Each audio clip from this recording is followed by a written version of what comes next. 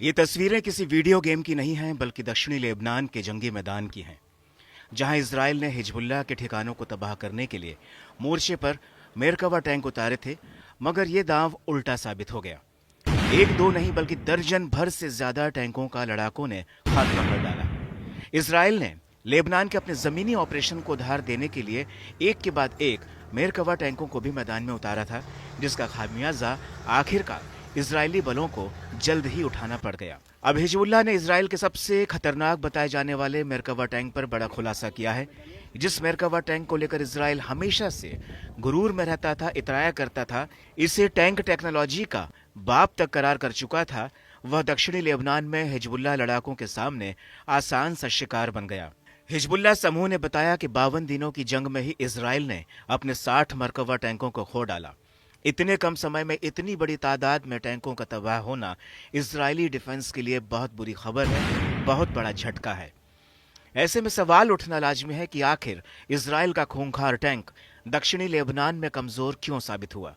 जिस टैंक की गिनती दुनिया के सबसे घातक टैंकों में होती है, वह हिजबुल्लाह के मामलों में बहुत आसानी से तबाह कैसे हो गया।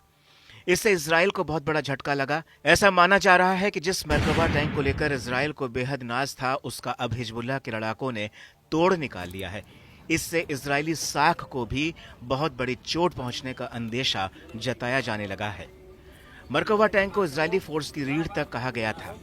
गाजा के बाद इसे लेबनान में भी उतारकर इजराइल ने बड़ा दांव चला था, लेकिन जल्द ही नेतन्याहू का यह फैसला गलत साबित हुआ।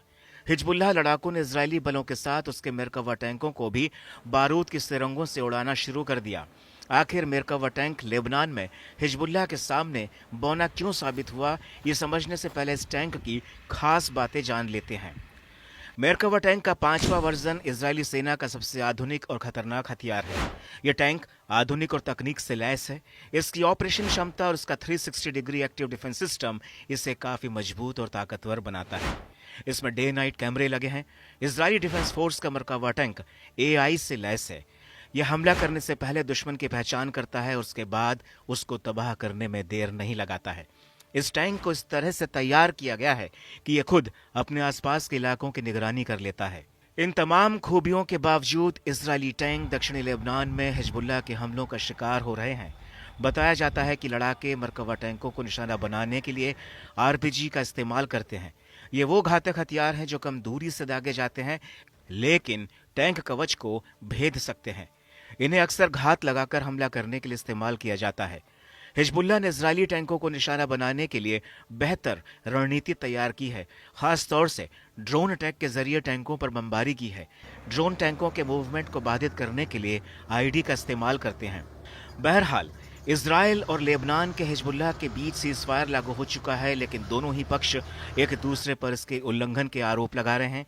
दावा है कि 2 दिसंबर को इजराइल ने लेबनान में अपना सबसे बड़ा हवाई हमला किया। इसमें कम से कम 11 लोगों की मौत हो गई।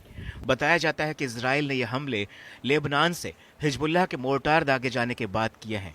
इन हमले के बाद युद्ध विराम के बने रहने को लेकर आशंकाएं उठने लगी हैं।